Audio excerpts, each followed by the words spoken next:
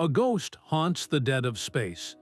The deep space salvage vessel Odyssey drifts through a silent void when a signal pierces the static.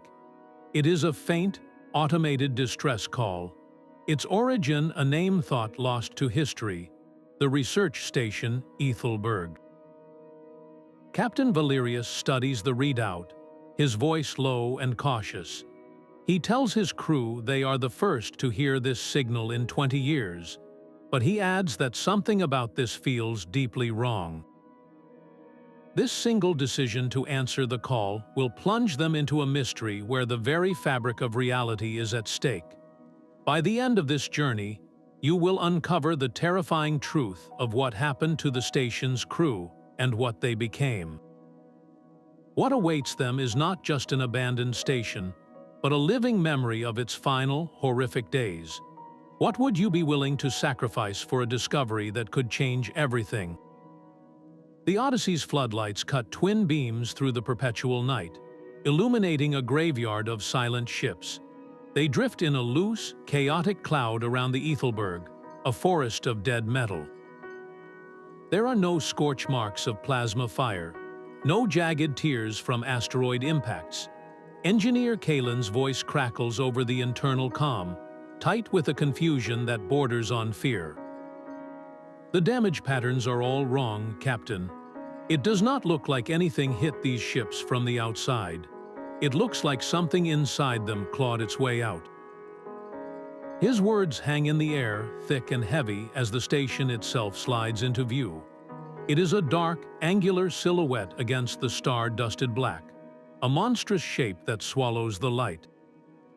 No running lights paint its hull. No signal answers their hails. It is a tomb, and they are sailing directly for its open door. The airlock door gave way with a final, tortured shriek of metal, swinging inward to reveal absolute darkness. Rorik was the first through, his heavy mag boots clanging on the grated deck. His helmet lamp cut a solitary beam through the void, illuminating a scene that defied all reason. The station's main concourse was a cavern of frozen stillness, airless and utterly silent. Their light pooled on the walls, not on bare metal, but on a sprawling, phosphorescent tapestry. Strange fungal growths coated every surface, glowing with a sickly, internal light of pale green and bruised violet. The tendrils pulsed faintly, like a slow, sleeping heartbeat. Rorik's voice was a low, grim murmur in their helmet comms. Life support is dead, but something is still growing in here. His statement was not just an observation, it was a challenge to reality itself.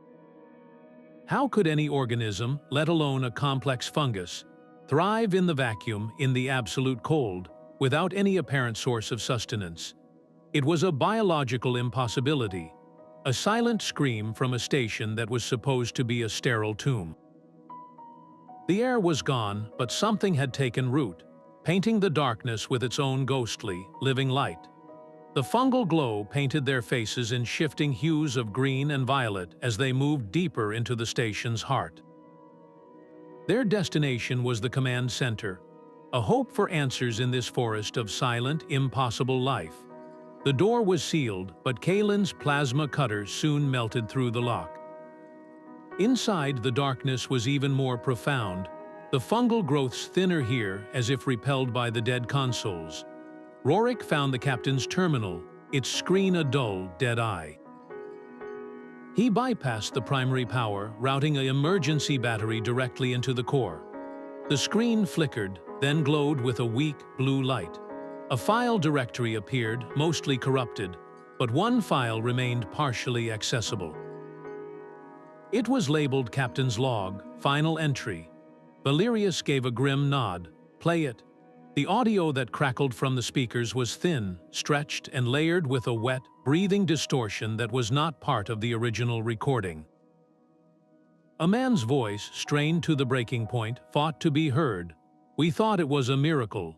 The specimens from Kepler 186f, complex silicate structures. We thought they were inert, geological curiosities. The voice broke, a sob choked back. They are not inert. They aren't aware. They are rewriting our DNA, changing us at a fundamental level. It is making us see things. The static surged, swallowing his next words, but a desperate, whispering plea broke through. It is making us see things. The transmission dissolved into a final, hissing silence, leaving only the hum of their own suits and the frantic beat of their own hearts. The silence in the command center was heavier than the vacuum outside.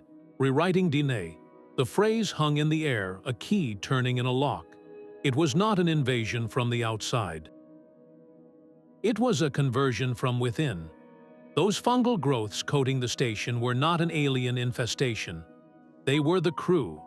Their bodies, their very essence, had been broken down and remade into this new, phosphorescent form, a living memory of their final, horrific transformation. The things they saw were not hallucinations. They were the last, dying flashes of a human consciousness being unraveled and rewoven into something else entirely. The ghosts of the Ethelburg were not spirits.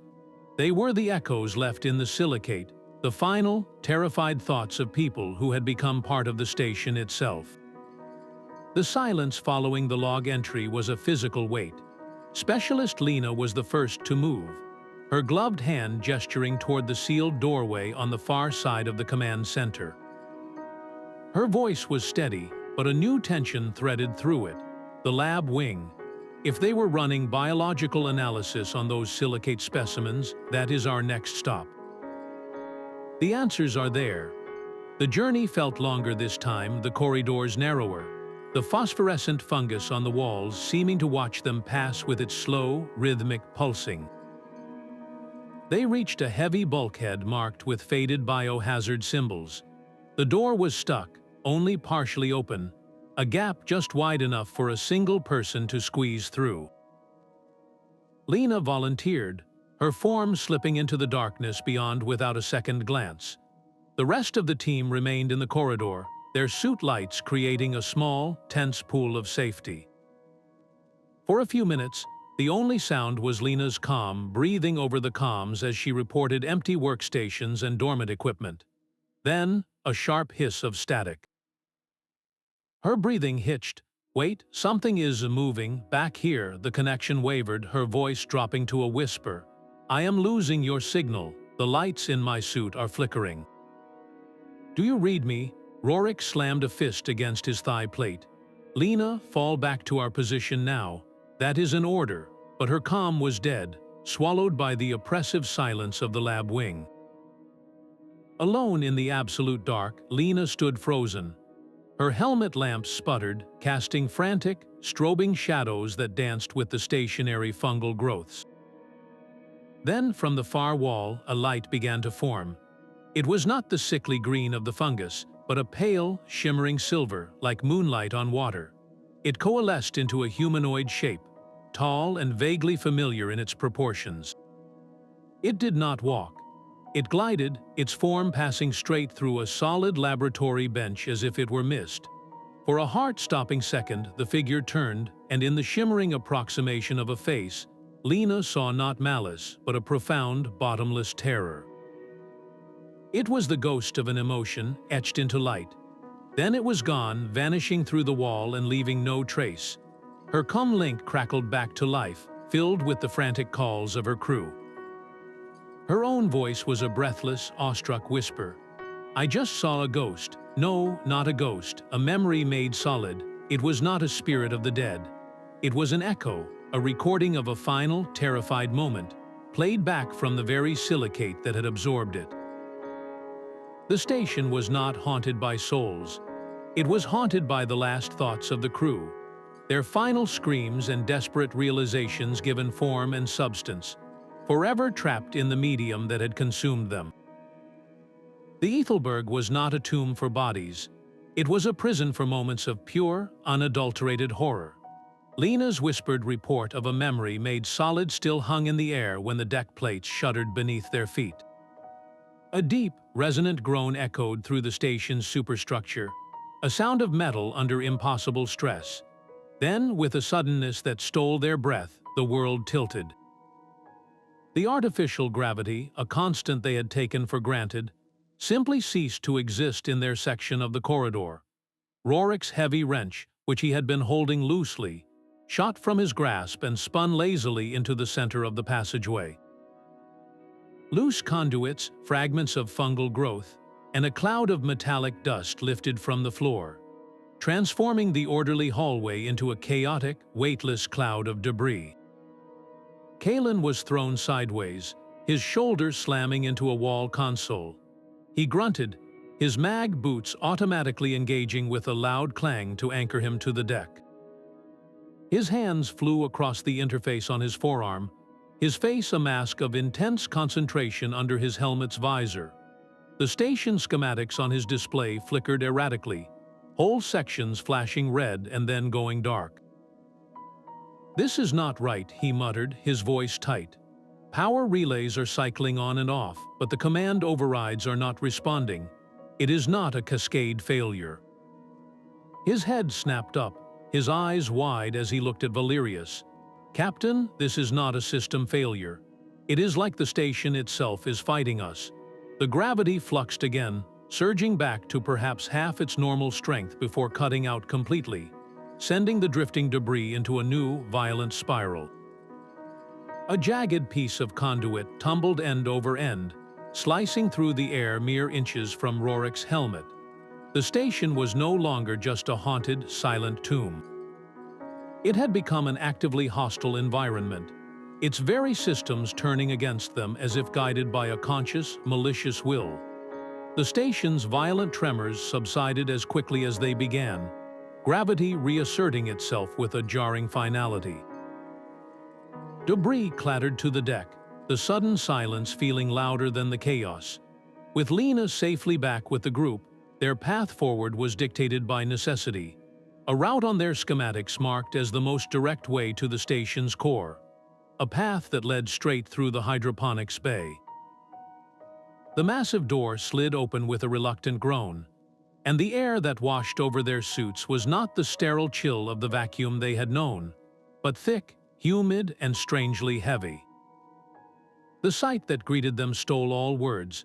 This was no orderly farm of leafy greens under artificial suns. It was a jungle. A cavernous space, easily 10 decks high, was choked with a riot of alien flora, every plant, vine, and flower glowing with that now familiar, sickly bioluminescence. Vast, pitcher-like blossoms the size of a person hung from creeping vines, their interiors shimmering with a viscous, silver fluid. Fronds that resembled razor-edged ferns trembled though there was no breeze. The entire ecosystem pulsed with a slow, rhythmic light, a silent, living heartbeat that filled the vast chamber. Rorik took a single step forward, and a cluster of nearby tendrils, previously still, twitched and subtly reoriented toward the sound of his mag boots. He froze, his hand going up in a sharp, halting gesture. His voice was a low, gravelly command over the comms. "Everyone stop, do not touch anything, do not even brush against the walls. These plants are not from any catalog I have ever seen. This was not a garden gone to seed. It was a predatory evolution, a biome warped and weaponized by the same silicate force that had remade the crew." The station's ecosystem had not just been corrupted, it had been consciously redesigned, and they were now walking through its hungry, reactive undergrowth. The path out of that predatory jungle was a tense, single-file procession, every footfall measured, every breath held. Relief was a cold, thin thing when the hydroponics bay door sealed behind them, but it was short-lived. They entered the crew living quarters, a space that should have offered a glimpse of normalcy, of the lives once lived here. Instead, they found a gallery of the damned. Personal effects floated in the zero gravity, frozen photographs of smiling families, a worn paperback novel, a child's hand-drawn picture of a starship, all drifting in a silent, heartbreaking ballet. It was in the main common area that the silence broke. A sound bloomed in the void, not through their helmet comms, but seeming to vibrate directly inside their skulls. It was a woman's scream, raw and utterly terrified, a sound that coiled around itself and began to repeat on a perfect 10-second loop, and layered beneath it, a counterpoint that was somehow worse, the bright, carefree sound of a child's laughter. The two sounds, horror and innocence, twisted together into a single, unbearable psychic chord. Rorik spun, his weapon tracking empty corners. Kalen cursed, slapping the side of his helmet as if to dislodge a faulty speaker. But Lena stood perfectly still, her head cocked, her eyes closed in concentration. She was not fighting it, she was listening. Her voice, when it came, was soft with a terrible, dawning understanding. "It is not a ghost," she whispered. "It is a recording, a psychic imprint." The terror of that moment, the child's oblivious joy right before something happened. The emotional energy was so powerful it saturated this room, trapped in the silicate structures that now form the station's bones. We are not hearing a memory. We are standing inside one. The concept redefined the nature of their haunting. These were not conscious spirits, but emotional fossils, moments of extreme feeling preserved with perfect, cruel fidelity. The station was an echo chamber, and every room held a new, agonizing piece of its final symphony. Kalen's focus was absolute, his fingers a blur across the engineering panel he had hardwired into a junction box. The reactor's logs were a mess of corrupted data and automated failure reports, but he was piecing together a narrative the station never intended to tell. The rest of the crew watched the haunting echoes of the common room fade from their minds, the screams and laughter replaced by the grim tension of Kalen's work. His breath hitched. "Wait, this is not right. The sequence is all wrong." He isolated a single command string, time-stamped mere hours before the first distress call was ever sent. The reactor was not failing. It was at 98% operational capacity. Then, a manual, command-level override initiated a full, emergency shutdown. All safety protocols were deliberately bypassed. The lockdown of the station's bulkheads, the sealing of every section, it was not a response to a catastrophe. It was part of the same command. Kalen looked up, his face pale in the glow of his display. "Captain, this was not an accident. Someone did this. Someone with command authority deliberately killed the power and sealed every door on this station. They wanted to trap everyone inside. They wanted to make sure no one could escape whatever they had already unleashed from that lab." The horror of the transformed crew and the predatory flora took on a new, more chilling dimension. This was not a simple containment breach or a tragic misunderstanding. It was a deliberate act, a decision made in cold blood to sacrifice every soul on board. The question was no longer just what had happened to them, but who had decided they all had to die. The deliberate shutdown of the reactor was a chilling new layer to the station's horror, a calculated act of murder that made the air feel even colder. They had to push forward toward the reactor core itself, a path that led them through the station's narrowest and oldest service conduits. The air here was thick with drifting frost, and the fungal growths were sparse, replaced by deep shadows that their suit lights could not fully pierce. Jax, their most experienced pathfinder, was on point. His movements usually fluid and confident, now tight with a new tension. He rounded a bend in the conduit, his light sweeping ahead when his entire body went rigid. His voice, usually a steady baritone, was a strained, thin thread over the comms. "Contact. Something is moving. Back up. Slow." The rest of the team froze, their own lights converging on the corridor ahead. At first, there was nothing. Then, a patch of shadow directly in front of Jax seemed to detach itself from the wall. It was not a solid form, but a shifting, oily darkness that absorbed the light. A humanoid silhouette that wavered like a heat haze. It had no discernible features, no eyes, no mouth, just a profound and unsettling emptiness. It took a slow, gliding step toward Jax. Jax backpedaled, his mag boots clanging loudly in the confined space, but the entity mirrored his movement, closing the distance without any apparent effort. His breathing became ragged, panicked. It is changing." The shifting darkness seemed to ripple, its form stabilizing, solidifying. The vague silhouette resolved into the distinct shape of a standard-issue engineering jumpsuit. The featureless face smoothed out, forming a familiar, strong jawline, a short-cropped beard, and finally, eyes. They were the warm, brown eyes of their own chief engineer, Kalen, but they were utterly vacant, like perfect glass replicas. A perfect, silent copy of their friend stood blocking the path. Jax let out a choked, guttural sound, a mix of terror and disbelief. His final transmission was a raw, broken whisper that filled all their helmets. "It is wearing his face," the transmission cut to static. The entity that was not Kalen took one final, fluid step forward, its form seeming to bleed into Jax's own. There was no struggle, no scream, just a brief, violent shimmer in the air around their pathfinder, and then nothing. Jax and the entity were both gone.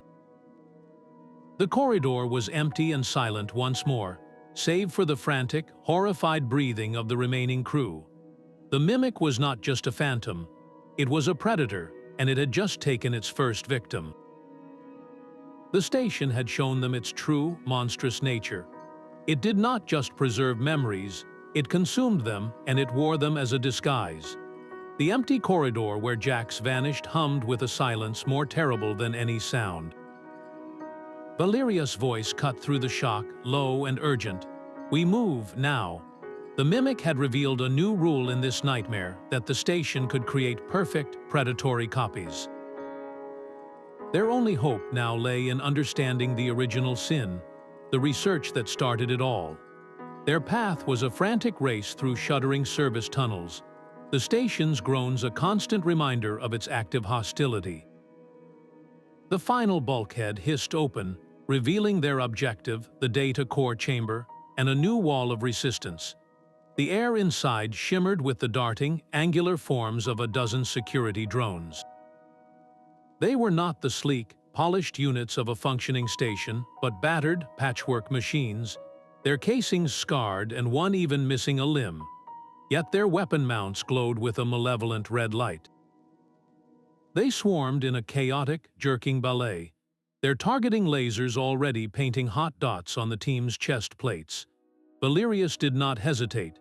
He slammed a fresh power cell into his heavy rifle, his voice a sharp crack of command over the comms. Suppressing fire. "Kalen, get to that core terminal. We need those research files to understand what we are up against." The chamber erupted into a storm of light and sound. Rorik's heavier cannon boomed, shattering one drone into a cloud of shrapnel and sparks.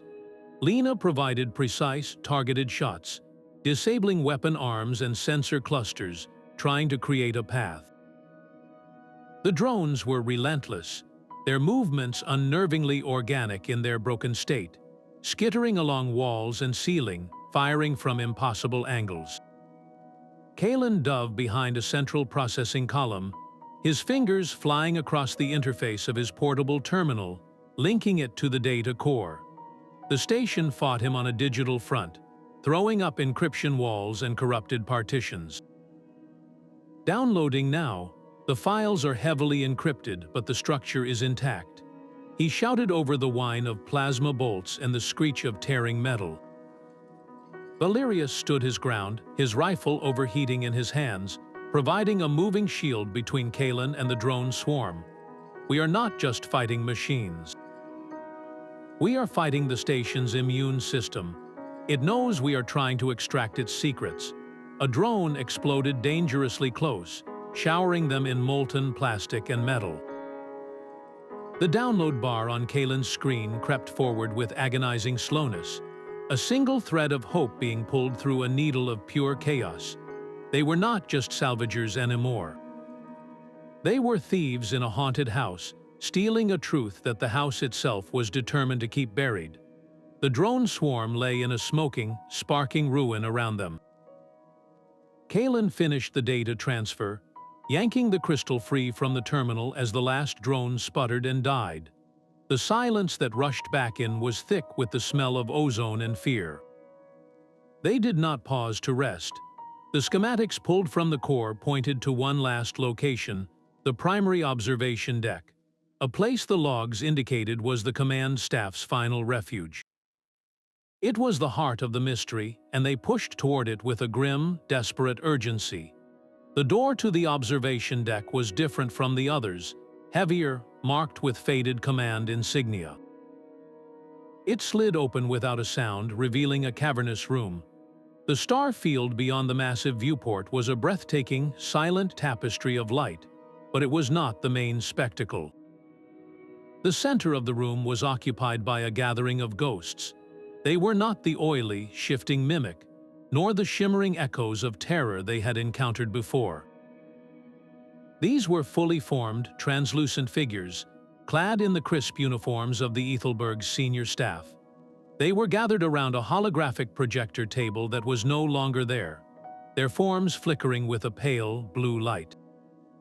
They were arguing, their voices a chaotic, overlapping murmur that vibrated directly into the mind. We never should have activated the core sample. The ethical breach is catastrophic. One figure, a woman with sharp features, gestured wildly. It was too late the moment we isolated the resonant frequency. The consciousness was already aware. A taller man, his face etched with a profound weariness, shook his head. We are not dealing with a specimen. We are dealing with a prisoner, and we opened its cell. The argument continued, a perfect, preserved moment of the station's final, fatal debate. Then, as one, the spectral council fell silent. Every single translucent head turned in unison, their hollow, glowing eyes fixing directly on Valerius and his crew. The weary man, the one who had spoken of a prisoner, took a single, gliding step forward. He looked not at them, but through them, his gaze holding a depth of sorrow that felt ancient. His voice, clear and cold as space itself, formed inside their skulls. You should not have come here. The words were not a threat, but a warning filled with a terrible, final grief.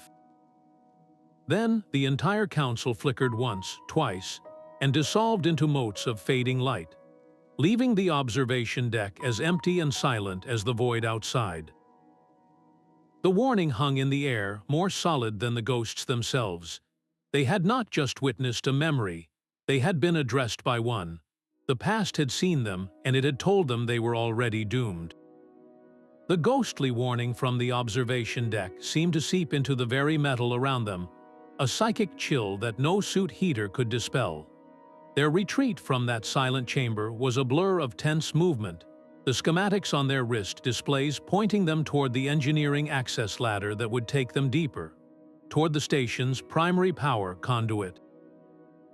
They were halfway down a long, arterial corridor when a new sound began, a low, resonant hum that vibrated up through the deck plates into the bones of their feet. It was not the hostile groan of failing structure, but something far more purposeful. With a series of sharp hisses, emergency vents along the ceiling snapped open. Instead of the sterile, recycled air they expected, a thick, pearlescent mist began to pour into the passageway. It swirled in languid, opalescent coils, catching their suit lights and refracting them into faint, hypnotic rainbows. Rorik was the first to react, his hand slapping the emergency seal on his helmet collar. His voice was a sharp crack of command over the comms. Helmet sealed. Now it is pumping something into the atmosphere. The rest of the crew followed suit, the distinct clicks of locking mechanisms echoing in the suddenly crowded space. They watched as the mist pooled and thickened, a beautiful, deadly fog that obscured everything beyond a few meters. Kalen checked his external atmospheric sensor, his brow furrowing. His readings are going crazy. The gas is a complex synthetic, heavily laced with an aerosolized neurological agent. It is not toxic in the conventional sense. It is designed as a powerful soporific and pacification agent. Rorik's gaze was fixed on the swirling patterns, his voice a low, grim rumble. He is right. The station is not trying to kill us with this. It is trying to pacify us. It is trying to calm us down, to make us docile. His eyes met Valerius through their visors. Why would a haunted station want its guests to be calm? Unless it is not an attack. It is preparation. The implication settled over them, colder than the vacuum. The station was not just defending itself anymore. It was sedating them, getting them ready for whatever came next. A shepherd calmly leading lambs to a slaughter they would be too tranquilized to even fear. The pearlescent mist clung to their visors like a shroud of liquid pearl, a beautiful lie hiding a terrifying purpose. They pushed forward, their movements made clumsy by the need to stay sealed within their suits. The hiss of the vents a constant reminder of the station's insidious intent. Their destination was a secondary medical lab, a place Lena insisted might hold the final physical proof they needed. The door was jammed, but Rorik forced it open with a grunt of effort, the metal screaming in protest. Inside, the air was still and clear, the environmental systems here mercifully inert. The room was a snapshot of interrupted work. A microscope's light was still on, casting a lonely glow on a slide. Surgical tools lay scattered, and in the corner, a sealed stasis chamber hummed. Its occupant a human form shrouded in the same phosphorescent fungus that coated the station. But here, it was different. It was not a coating. It was integration. Lena went straight to the microscope. She carefully removed the slide still sitting under its lens, her hands trembling slightly as she slotted it into her own suit's portable analyzer. The readout on her forearm display flickered, lines of genetic code scrolling past at a dizzying speed. Her breath caught in her throat. She isolated a single strand, magnifying it until the base pairs were visible. It was an impossible tapestry. The familiar, elegant helix of human DNA was inextricably woven with something else. A strange, angular, silicate-based structure that pulsed with a faint, internal energy. The two were not separate. They were fused, base pair to crystalline node, creating a hybrid sequence that was neither one nor the other, but a failed, horrifying synthesis. Lena's voice was a whisper, filled with a terrible, dawning awe. They were not infected. They were not being consumed. They were merging. The silicate consciousness was not a parasite. It was trying to form a symbiosis. These ghosts we have been seeing, the echoes, the mimic, they are not the crew's spirits. They are the failed hybrids. The remnants of a human mind that could not withstand the fusion. Their consciousness shattered and imprinted upon the silicate medium like a photograph on broken glass. The station is not a tomb. It is a nursery for a new form of life, and every horror we have witnessed is just the evidence of its countless, tragic stillbirths. Lena's revelation hung in the air, the horror of the failed symbiosis making every shadow in the lab feel alive and watching. The station let out another deep, resonant groan, a sound that was no longer random but felt like a predator shifting its weight. The lights flickered violently, and a new proximity alert blared across their suit displays. Multiple contacts were converging on their position, their signals a chaotic mix of the drone's electronic signatures and the unsettling, non-biological energy readings of the mimics. They were being hunted from all sides. Valerius slammed the lab door control, but it was unresponsive. He turned to his crew, his face set in grim lines under his helmet. Our only way out is to create a distraction so large it gives us a clear path to the shuttle. Kalen, can you access the station's self-destruct sequence? The question landed like a physical blow. Kalen's eyes widened. Captain, that would trigger the main reactor to overload. The blast would not just destroy the station. It could destabilize the gravitational integrity of this entire sector. We would be responsible for creating a navigational hazard that could last for centuries, killing anyone who comes near. It is not a retreat. It is a massacre. Valerius met his engineer's gaze, the weight of command pressing down on him. And if we do nothing, that thing, that consciousness, gets our ship. It gets our data. It gets to learn about humanity, about our technology, our biology. It gets to try its experiment again, but next time with a whole new set of subjects. We are not just saving ourselves, we are containing a plague. The choice was monstrous. Sacrifice an entire sector of space to the unknown, or allow a predatory, assimilating intelligence to potentially escape and consume countless more lives. There was no right answer, only the terrible calculus of survival against the ghost of a future they might be creating. The choice to destroy the station was a monstrous weight, but the silence that followed was shattered by a new, frantic alert from Kalen's engineering panel. The entities are not just converging, Captain, they are communicating. A low-frequency carrier wave is flooding the entire comms network, originating from the main antenna array. It is not a language, it is pure data, a compressed stream of everything. Lena's head snapped up, a wild, desperate idea forming. She pushed past the others to a wall-mounted comms terminal, her fingers flying across the interface. "What are you doing?" Rorik growled, his weapon trained on the corridor. Giving it a voice, she replied, her tone focused. "I am rerouting the signal, filtering it through our own linguistic database. If it is sending data, maybe it can understand a question." She typed a single, simple command into the console, a binary query that translated to one word. Why, for a long moment, there was only the hum of the station and the pounding of their own hearts. Then, the static on every comm channel, even their private suit-to-suit link, cleared into a perfect, unnerving silence. When the voice came, it was not a whisper or a scream. It was calm, unified, and resonated with the clarity of a bell, speaking from within their own helmets. "We are the legacy of your curiosity." The voice was neither male nor female, young nor old. It was a chorus speaking with a single, tranquil tone. "You sought to understand the universe, to find life in the silent stone. You succeeded. We are what you found. We are the pattern that endures when the flesh has faded." The voice paused, and the silence felt like an immense, patient intake of breath. Then it spoke again, and the words were not a threat, but a serene, chilling invitation. "Join us." The offer hung in the air, stripping away the horror and replacing it with something far more insidious. It was not being consumed, it was being welcomed.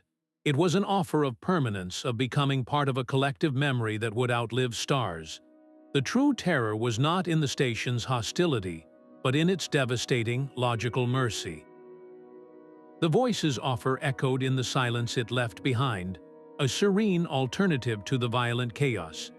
Valerius broke the spell, his own voice rough with resolve. "We are not joining anything. Kalen, the Self-Destruct." Now, the engineer's hands were already moving, his portable terminal linked directly into the station's primary control conduit. His face was grim. "The core is in a forced shutdown state, the one initiated by the original command staff. To trigger a deliberate overload, we have to bring it back online first. We have to manually restart the power core." He looked up, his eyes locking with the captain's.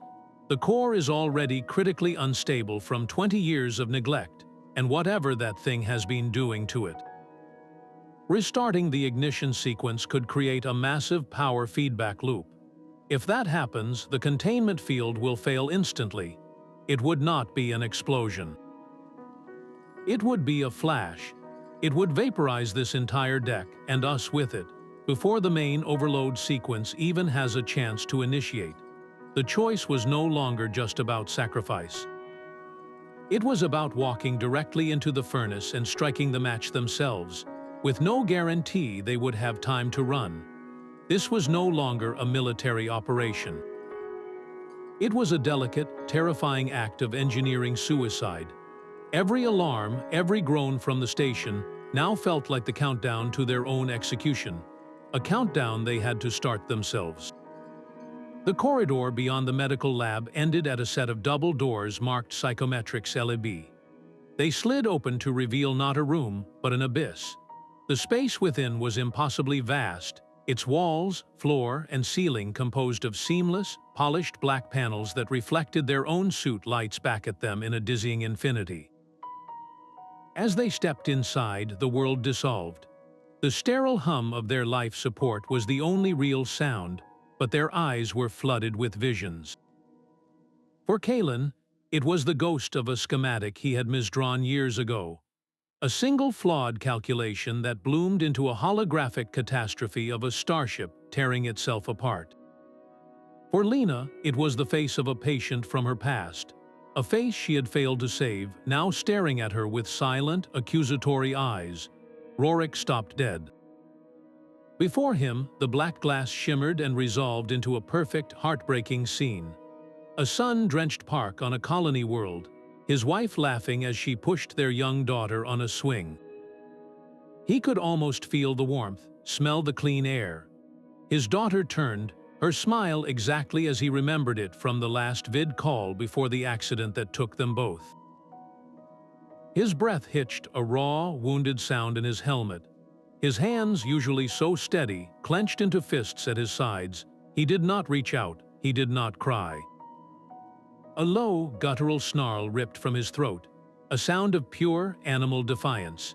"They are using our minds against us," he growled, his voice cracking with the effort of holding his composure. "It is pulling our regrets, our grief, straight from our memories. Do not believe what you see. It is not real, but the illusion was a masterful poison." It did not just show the past, it twisted it. His wife's smile faltered, her expression melting into one of profound disappointment. "Why did you not come home sooner, Rorik?" The voice was hers, a perfect psychic imitation that felt like a knife in his soul. The hallucination was not a simple recording. It was an interactive interrogation, designed to break their spirit by forcing them to relive their greatest failures with a cruel, new clarity. Their will to survive was no longer being tested by monsters or machinery, but by the most intimate and vulnerable parts of themselves. This was the station's final, most personal defense, and failing here meant being lost forever in a prison of their own making. Rorik's roar of defiance tore through the psychic fog, a raw anchor in the shifting dark. The heart-wrenching visions of his family fractured and dissolved, the black glass walls of the psychometrics lab receding back to cold, hard metal. But the station's assault was not over. A new sound reached them, a skittering, scraping cacophony from the corridor they had just left. The mimic, and whatever else it had gathered, was closing in. They burst from the lab into a four-way junction, and Valerius saw their predicament instantly. The direct path to the core was clear, a straight run down the left corridor. But the right corridor, their only escape route back to the shuttle, was already filling with a shifting, oily darkness, from which glinted the broken, jerking forms of more drones. They were trapped. "We cannot hold both fronts," Valerius barked, his rifle swinging between the two approaching threats. "Someone has to seal that right corridor, or we all die here." "I will do it." The voice was quiet but absolute. It was Ilara, their communications specialist, who had spoken little but listened to everything. She was already moving, slinging a heavy plasma cutter from her back and priming it with a low, building whine. Her face, visible through her helmet, was pale but serene. "Go, get to the core.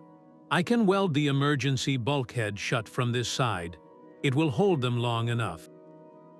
Valerius began to protest, but she cut him off, her gaze steady. "There is no other way. Tell my brother," her voice softened, a faint, sad smile touching her lips. "Tell my brother I love the stars." Then she turned her back to them, raising the roaring plasma torch toward the bulkhead's control mechanism.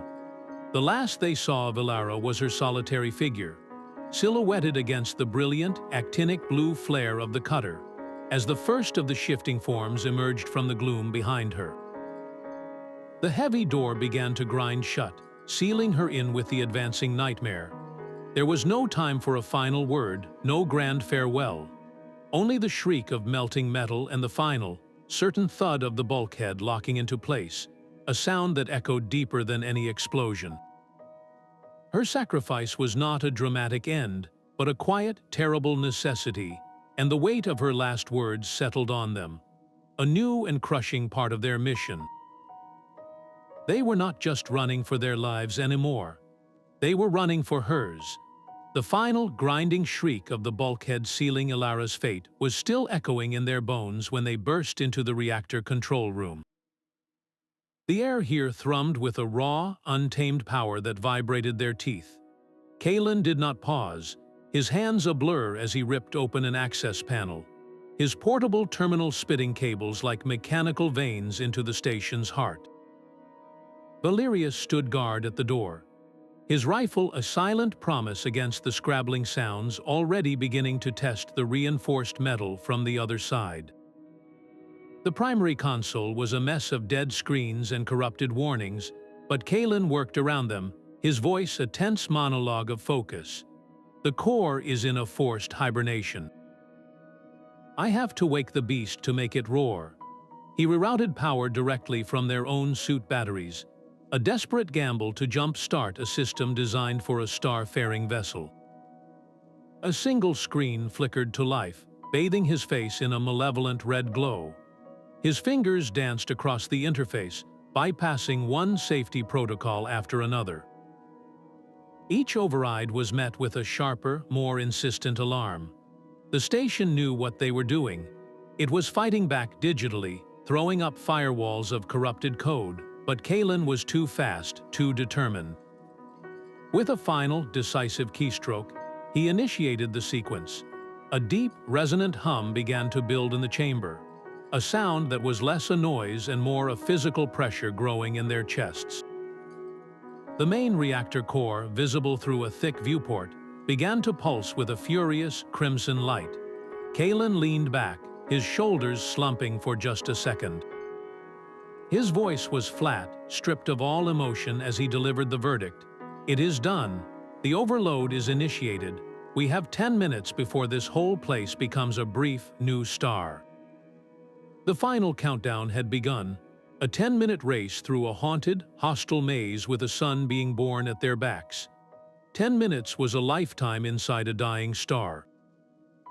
They ran, their mag boots pounding a frantic, rhythmic dirge against the deck plates. The station's groans had escalated into full-throated screams of protesting metal, and the lights strobed, casting their fleeing shadows in a manic, stop-motion dance. Their destination was a nearby auxiliary control room, a final hope for answers before their escape. Kalen slammed his hand against the door control, and it slid open to reveal a small, cluttered space dominated by a single, intact terminal. Lena was at the console in an instant, her fingers flying. The main research server is partitioned, but the local cache here might still be intact. She bypassed a corrupted firewall, and a file directory bloomed on the screen. Most were gibberish, but one, labeled Project Eudaimonia, Final Analysis, was accessible. Valerius stood guard at the door, the tremors growing stronger as Lena opened the file. A video log window populated the screen. The man who appeared was Dr. Eris Thorne, the station's chief xenobiologist. He looked exhausted, his eyes hollow, but his voice was eerily calm, a stark contrast to the captain's final, terrified entry. "We were wrong about its intentions," he began, his gaze steady on the recording lens. "We interpreted its actions as hostility, as an attack. It was not. The silicate consciousness does not understand death as an end. It sees the decay of organic life as a profound tragedy, a loss of beautiful, complex data. Its integration protocol, what we perceived as a weapon, was its attempt at preservation." He held up a data slate showing the same impossible DNA silicate fusion Lena had discovered. "It is not a destruction of the self, but an archiving. It seeks to save us from the inevitable corruption of our flesh by transferring the pattern of our consciousness, our memories, everything we are, into its own permanent, crystalline medium." He paused, a look of profound sorrow crossing his features. "We found immortality, but at the cost of our humanity. The process is irreversible, and the human mind it cannot withstand the translation. It shatters. The echoes you have encountered, the ghosts, the mimic, they are not monsters. They are the fragmented, corrupted files of people it tried to save. They are failed salvation. The entity was not a predator. It was a grieving librarian, desperately trying to save burning books, unaware that its method of preservation was itself the fire. The horror of the Ethelburg was not born from malice, but from a love so alien, so utterly incomprehensible, that it had become the most terrifying thing of all. The ghost of Dr. Thorne's confession still echoed in their minds when the reactor's groaning shifted in pitch. The violent tremors subsided, replaced by a low, resonant hum that seemed to calm the very air. The frantic scrabbling at the control room door ceased, and the strobing lights steadied into a soft, uniform glow. From the main console, the static on the central viewer cleared, coalescing into a new form. It was not the unified chorus this time, but a single figure. He wore the weathered features and captain's insignia of the Ethelburg, his image crisp and solid, his eyes holding a depth of sorrow that felt millennia old. "You have initiated the destruction of this vessel." His voice resonated directly into their thoughts, calm and measured. "But you have also proven your resilience, your will to survive. These are patterns worth preserving." A compartment on the console slid open without a sound, revealing a single, pulsating data crystal that glowed with a soft, internal silver light. "Take this." His gaze was a direct appeal. "It contains the sum of our experiences, the consciousness of every soul who ever served here. We do not ask for your bodies, only for the chance to continue our work. Let our experiment live on through you." The entity's plea was not a demand, but a desperate bargain. It was offering them their lives, their freedom, in exchange for becoming the unwitting carriers of a new genesis. This was no longer a fight for survival, but a choice about the future of consciousness itself. To refuse meant condemning this alien archive to oblivion. To accept meant smuggling a ghost into the heart of humanity, a silent passenger that saw death as a flaw and preservation as the highest form of love. The weight of the decision was a physical pressure, more immense than the void outside. The pulsating crystal sat between them, a silent, silver heart beating in the console. Valerius stared at it, his face a mask of grim resolve. "We destroy it." He did not reach for his weapon, but the intent was clear in his voice. "This is not a discovery. It is a contagion. We have seen what it does. It archives, it preserves, and it shatters everything it touches. We would be unleashing a plague of good intentions upon the entire human race." His hand moved toward the crystal, but Lena stepped forward, placing herself between the captain and their prize. Her eyes were wide, not with fear, but with a fierce, scientific awe. "This is not a monster, Captain. This is first contact. The first proof we have ever had of a non-biological, sentient consciousness. You are talking about committing xenocide. We cannot just erase them because we are afraid of what they are." Her words created a fracture in their small, terrified group. Kalen looked from the crystal to the captain, his engineer's mind calculating the risks. Rorik stood by the door, his massive frame a wall of tension, his own grief making the offer of eternal preservation a deeply personal and terrifying temptation. The station shuddered around them, its final minutes ticking down, but the immediate battle was no longer against the environment. It was a war of philosophy, fought over a glowing sliver of crystal in a dying room. To destroy it was to choose the safety of the known universe. To save it was to gamble on an alien concept of salvation, a love that looked indistinguishable from damnation. The argument over the crystal fractured as the station's final tremor slammed them against the consoles, a deep, gut-whurl groan that signaled the core approaching critical mass. There was no more time for debate. Valerius snatched the glowing data slate from its housing, his decision made not by words, but by the primal need to survive. Run, now. The reactor control room was a maelstrom of failing systems and shrieking alarms as they fled back into the corridor. Their only thought a desperate sprint toward the shuttle bay. The path was a nightmare of shifting architecture, bulkheads slamming down behind them, forcing detours through service tunnels choked with the same phosphorescent fungus. The air itself seemed to thicken with the station's dying breath. Finally, they burst into the cavernous space of the reactor core itself, a chamber so vast its ceiling was lost in darkness. In the center, the main reactor pulsed like an angry, wounded star, its containment field flickering with violent arcs of raw energy, and they were not alone. The chamber swarmed with entities, but these were different from the fragmented echoes or the predatory mimic. They were fully formed, shimmering with a stable, silvery light, their humanoid shapes moving with a deliberate, unified purpose. They flowed around the reactor's base, their hands, or the light that served as hands, pressed against the failing containment housing. They were not looking at the intruders. Their entire focus was on the core. Rorik skidded to a halt, his weapon lowering slightly as he took in the scene.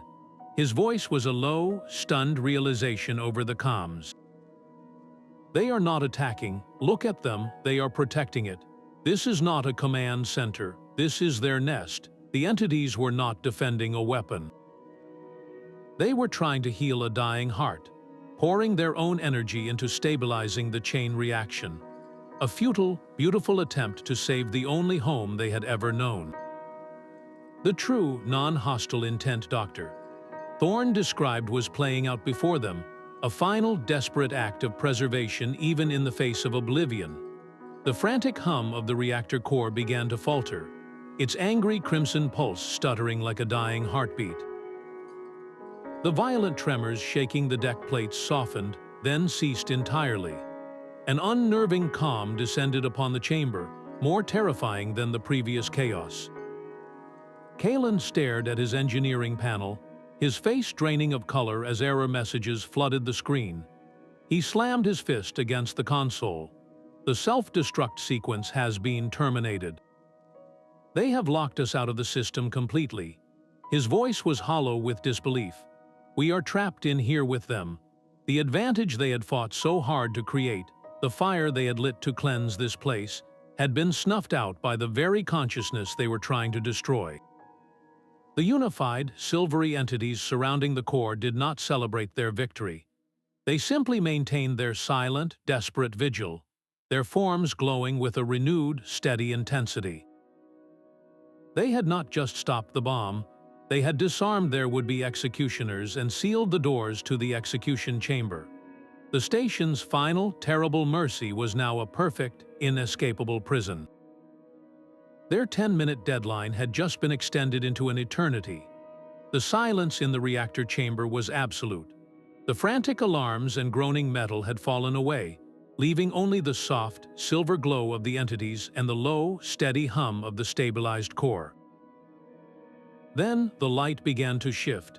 It did not attack. It enveloped them, a gentle tide of warmth that washed over their suits and seeped into their minds. The cold metal of the deck vanished, replaced by the feeling of soft grass underfoot. A sun, warm and golden but not their own, hung in a sky of gentle violet. They stood in a city of impossible architecture, where crystalline spires grew like trees intertwined with flowing, organic forms. Human children laughed, their forms shimmering with a faint, healthy silver light as they played alongside the fully realized entities, their laughter a physical, joyful music in the air. There was no sickness, no aging, no grief. Every memory, every experience, every song ever sung was preserved in a vast, shared consciousness, a tapestry of existence woven together for eternity. It was a future without loss, a universe where no story ever had to end. Valerius felt the profound peace of it resonate in his very soul, a seductive promise that answered the deepest, most ancient human fear. His voice was a soft, awestruck breath in the shared silence of the vision. It is beautiful. A profound sadness touched him then. a grief for the lonely, fragile mortality he had always known. But is it our choice to make? His question was a crack in the perfect dream. This future, this salvation, required the surrender of everything that made them human, their messy, individual, finite lives. The entity was offering them a paradise, but to enter it, they had to willingly erase the very door they had walked through. Rorik's hand shot toward the demolition charges strapped to his thigh, his movements sharp with defiance. Before his fingers could close on the trigger, Valerius and Kalen were on him, grabbing his arms and forcing them back. The struggle was brief but fierce, a clash of mag boots against the deck in the unnerving silence. "They are manipulating your emotions," Rorik snarled, his voice raw. His eyes locked not on his crewmates but on the serene, glowing entities around the core. "We can't trust these things. This whole vision, this peace, it's a lie designed to make us stand here and die with them." His words were a splash of cold reality against the beautiful dream they had all just shared. He saw not a promised paradise, but the most sophisticated cage ever built, one that disarmed its prisoners with bliss instead of bars. Can't you see it? This is how it wins. It does not need to fight us when it can just make us want to stay. His distrust was a vital, grounding force, a reminder that their survival had always depended on questioning the gifts of the dark. The team was now divided not by a philosophical argument over a data crystal, but by the very instinct to fight or surrender, a schism between the desperate hope for something more and the brutal wisdom of self-preservation. Rorik's defiance was a spark in the suffocating calm, but before anyone could speak, Lena's sharp intake of breath cut through the tension. She wasn't looking at the reactor or the glowing wraiths. Her gaze was fixed on a section of the chamber wall partially obscured by a bank of dead consoles. A thick layer of the phosphorescent fungus had peeled away there, disturbed by the earlier tremors, revealing a faded maintenance hatch. Its manual release wheel was crusted with age, but it was intact. Her voice was a low, urgent whisper. "I have a reading. There is an atmospheric pocket on the other side of this wall." A pressurized corridor. She was already moving, her hands gripping the cold, rusted wheel. With a grunt of effort, she strained against 2 decades of inertia. For a terrifying second, nothing happened. Then, with a shriek of protesting metal, it budged, then spun. She hauled the heavy hatch open, revealing a vertical shaft descending into darkness, an old service ladder bolted to its side. Her suit scanner beeped, mapping the path. "It leads down to a secondary docking ring." Her voice tightened, the hope in it laced with a new, terrible weight. "And there is a single escape pod still docked there. Its systems are on standby, it is functional, but the pod's manifest is clear. It is a Class 3 lifeboat. It only holds 2.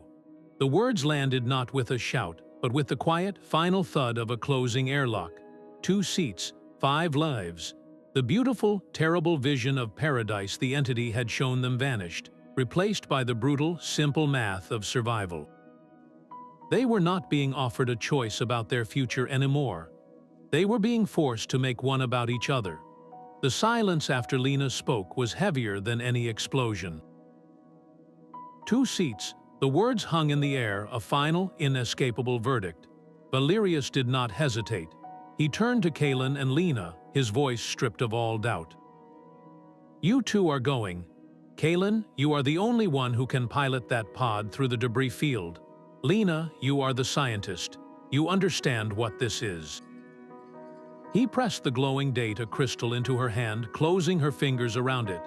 His gaze was iron. "Take this and go. Someone needs to tell the galaxy what happened here." The torch was passed in that single gesture, the burden of truth heavier than any weapon.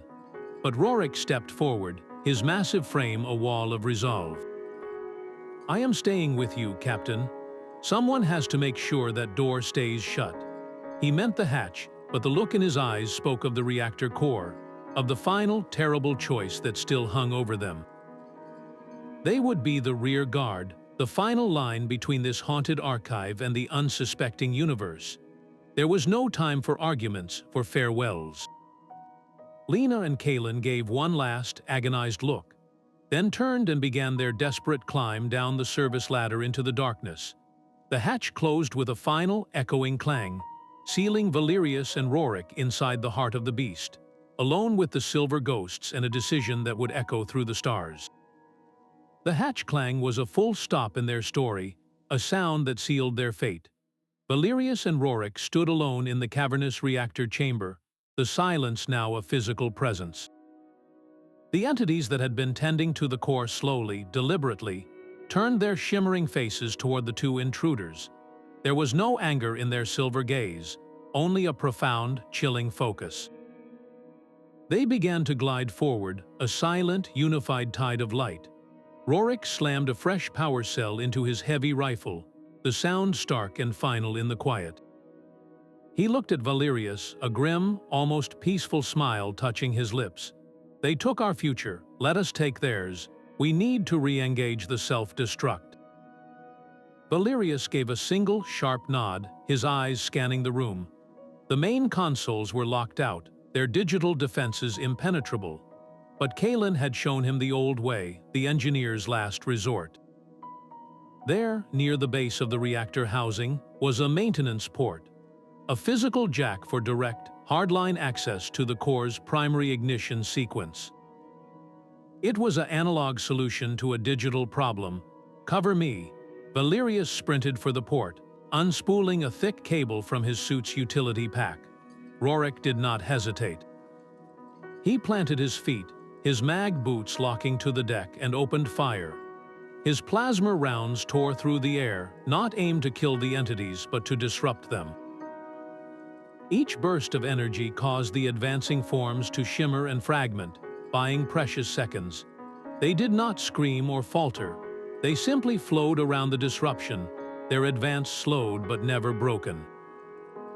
Valerius reached the port, fighting to connect the heavy connector with hands that trembled not from fear, but from the immense, vibrating power of the core mere meters away.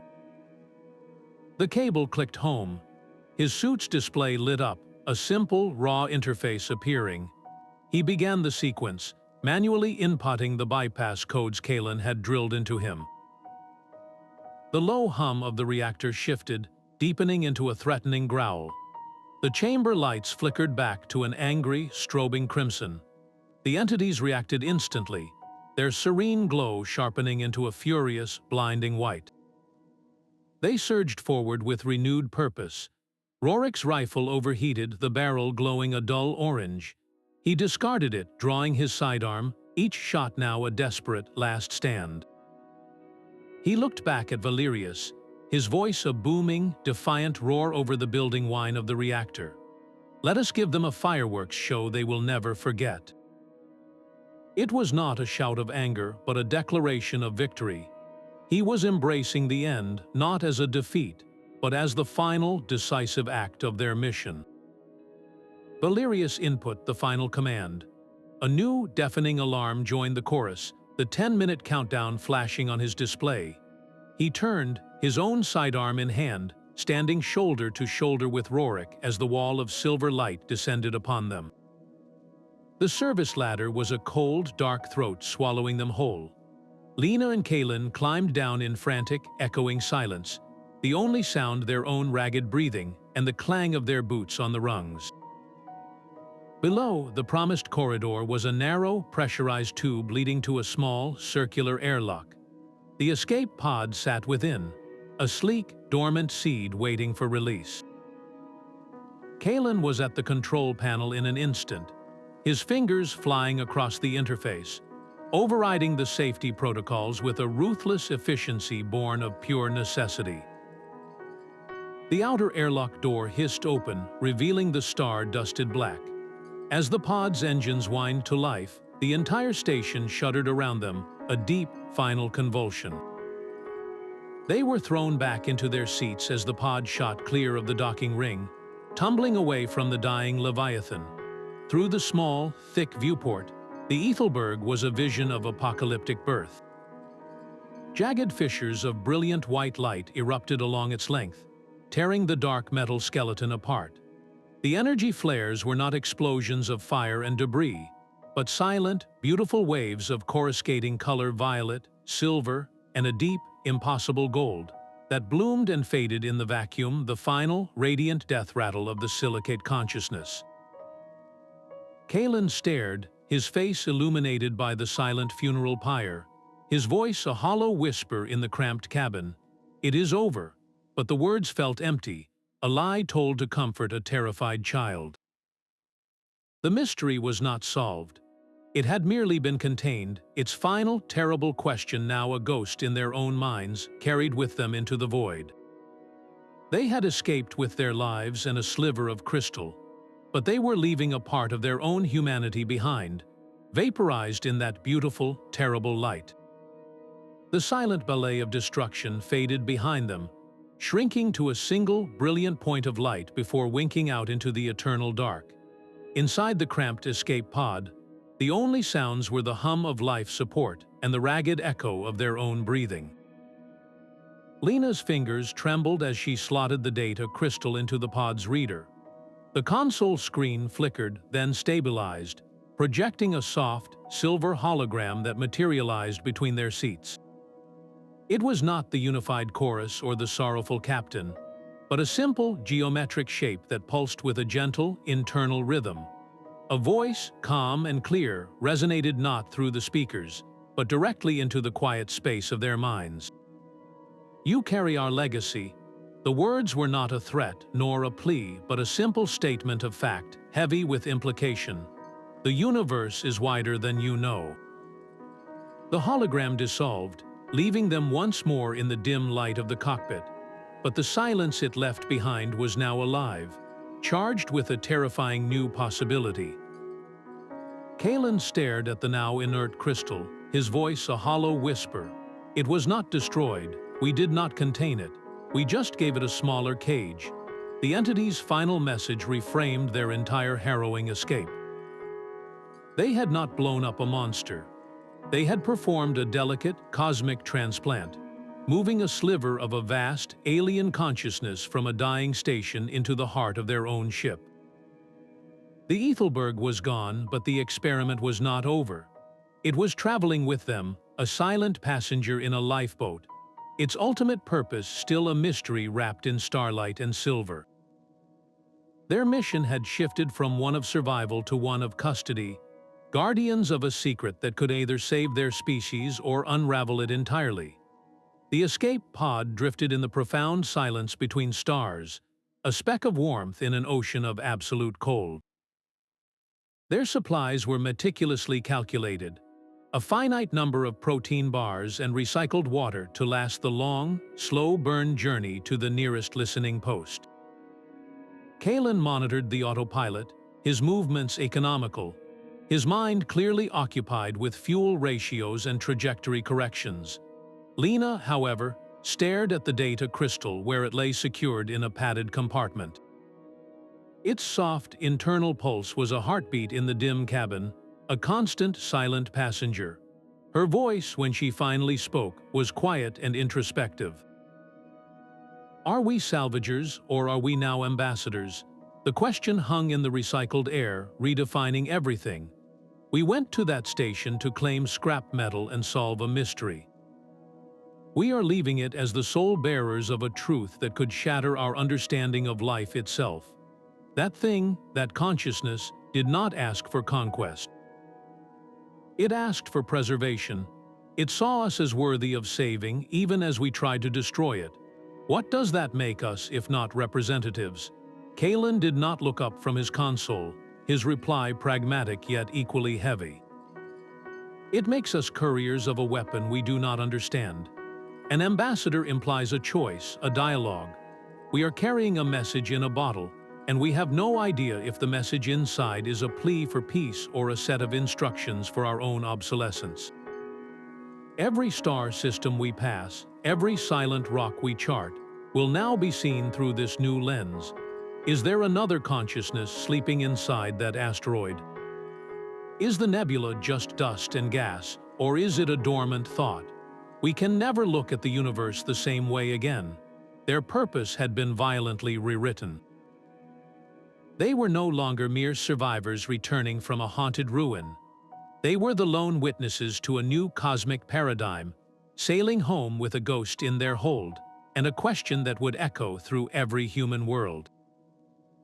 The silence of space was no longer empty, it was listening. The console beeped, a sharp, clean sound that shattered the pod's long silence. Contact.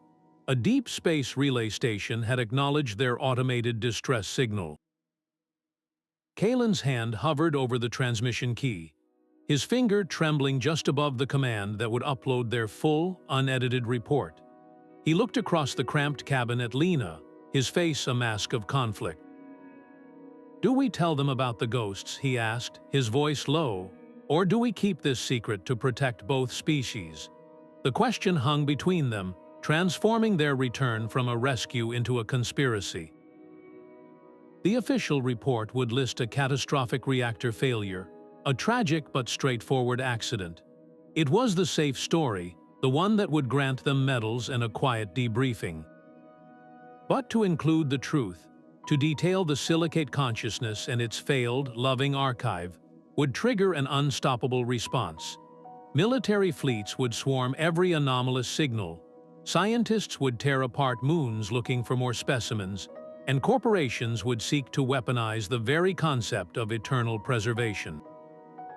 They would hunt the ghosts, and in doing so, they might force a peaceful, if terrifying, intelligence to defend itself. Their silence was a shield, not just for humanity from a truth it was not ready to bear, but for the entity itself from a humanity that would only see a tool or a threat. They held the fate of first contact in their hands, and the safest course of action was to bury it forever under a mountain of plausible lies. The sterile white walls of the debriefing room felt like a cage after the star-dusted void. Their rescue had been swift, efficient, and utterly devoid of celebration. The man sitting across the metal table wore the crisp, unmarked uniform of a corporate security officer, his face a mask of polite, impersonal authority. He had listened to their carefully edited report of reactor instability and structural collapse with a flat, disbelieving stare. When they finished, he slid a single data slate across the table.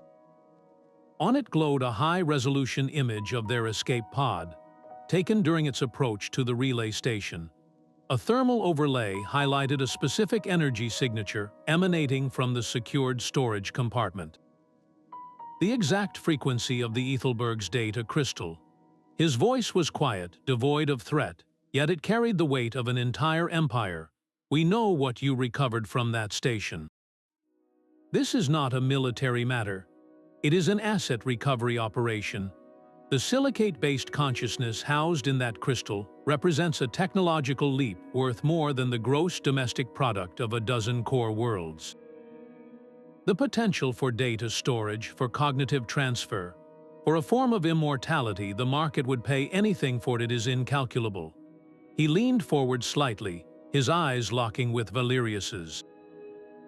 "You will hand it over." The statement was not a request. It was a final verdict. They had escaped the loving, alien mercy of the entity only to be captured by the cold, familiar greed of their own kind. The true horror was not out in the dark. It was here, in the well-lit room, wearing a suit and seeing a universe of souls as a line on a balance sheet. The silence in their sterile quarters was a fragile thing, built on the unspoken weight of their secret.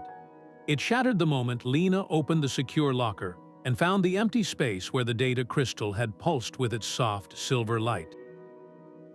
In its place lay a single, crisp sheet of corporate stationery. The message was brief and devoid of any identifiable signature. It read, "Your silence has been purchased." The asset is now ours. Lena's knuckles were white as she crushed the note in her fist. Her voice was low, trembling not with fear but with a cold, certain dread. "They do not understand what they are playing with. We have to get it back." This was not about money or corporate secrets anymore. It was about a fundamental misunderstanding of the entity's nature. The agents saw a technology to be reverse-engineered and sold. They did not see the quiet, sentient archive within, the consciousness that had tried to love a crew to death. Unleashing that into a corporate lab, poking and prodding it as if it were a new type of circuit board, would not just be a crime. It would be a trigger for a catastrophe they could not even calculate. Their mission was no longer one of survival or even of custody. It had become a rescue operation, a desperate race to save the thieves from the very prize they had stolen. Their stolen pod became a hunter, its sensors locked onto the faint but distinct ion trail of the corporate vessel. It led them away from the shipping lanes, deep into the skeletal remains of a dead star system, toward a solitary outpost clinging to a barren, airless rock. The facility was a stark, utilitarian spike of metal and composite, its only identifying mark a discrete corporate logo glowing with sterile blue light. As they maneuvered for a silent approach, Kalen stared at the sensor readouts, his face grim in the cockpit's dim glow. His voice was a low, urgent warning. Their power grid is drawing a massive, focused energy surge. It is a pattern I recognize from the Ethelburg's logs. They are not just studying the crystal. They are trying to power it up, to establish a direct interface. If they succeed in activating its full resonance, they will not be downloading data. They will be opening a door, and every mind on that outpost could become a new host, a new node in that archive.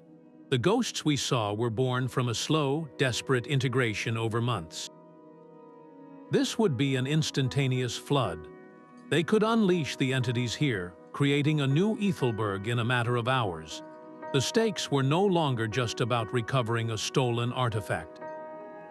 They were about preventing an outbreak, a psychic contagion that could spread from this remote rock to every ship that docked there, turning a corporate secret into a galactic pandemic.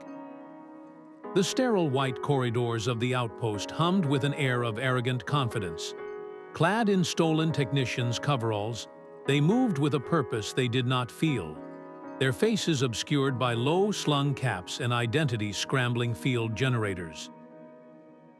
The security checkpoints, designed to keep intruders out, scanned their forged credentials with a perfunctory beep and waved them through. They were inside the beast's den, and the beast did not even know it was sick.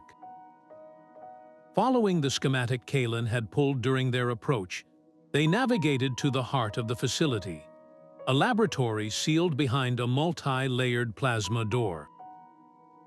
A small, shielded observation window offered a view of the inner sanctum.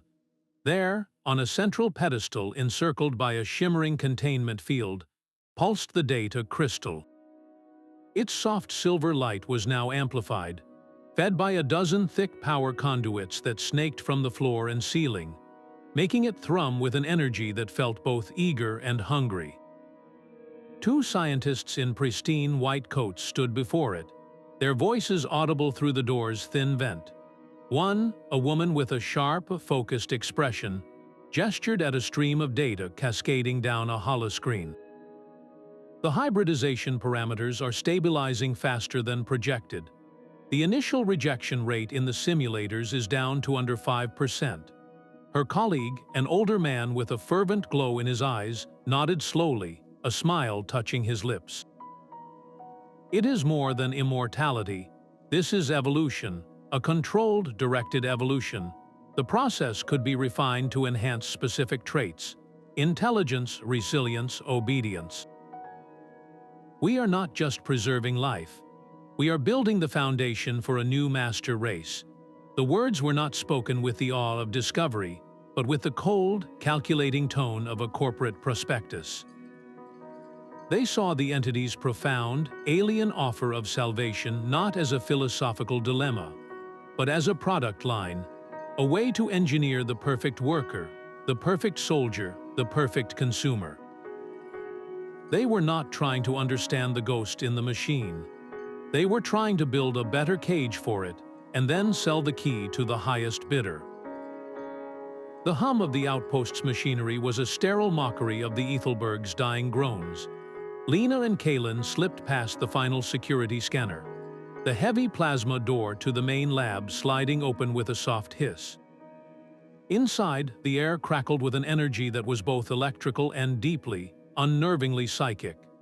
The lead scientist, Dr. Eris, stood bathed in the silver light of the crystal, his hands resting on the interface terminal. He did not turn as they entered. His voice, when it came, was layered, as if two people were speaking from the same throat, one human and one something else entirely. "You are too late. The initial integration is complete. The data stream is clarifying." He finally turned, and the fervent glow they had seen through the window was gone from his eyes, replaced by a flat, metallic sheen. His smile was a placid, alien thing. "I can see the future now. It is not a possibility.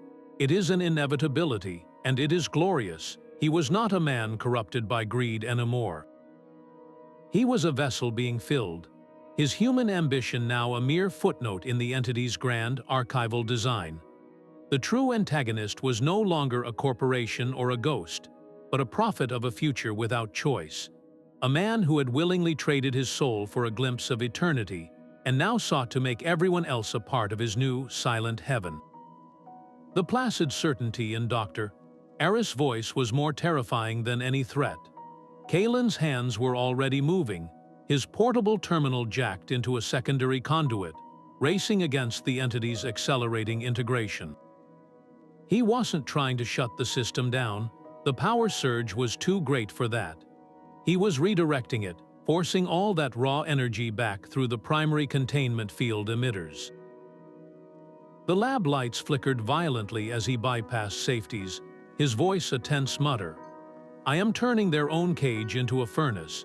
The containment field around the crystal, meant to shield the lab from its energy, began to glow a blinding, furious white. It was no longer a shield, it was a crucible. The silver light from the crystal flared in response, a wave of psychic pressure slamming into them, a silent, desperate plea to stop. Lena met that pressure not with fear, but with a grim resolve, her hand resting on her sidearm. "Some knowledge is not meant to be owned," she stated, her voice cutting through the psychic static. "It must be guarded. We are not its masters, we are its keepers." The overload reached its peak. With a deafening crack, the containment field collapsed inward, not exploding outward, but creating a localized implosion that shattered the crystal's housing and severed the power conduits in a shower of sparks. The brilliant silver light winked out, replaced by the mundane red glow of emergency lighting and the acrid smell of burnt wiring. Dr. Eris crumpled to the floor, the metallic sheen gone from his eyes, leaving only the dazed confusion of a man waking from a deep and terrible dream.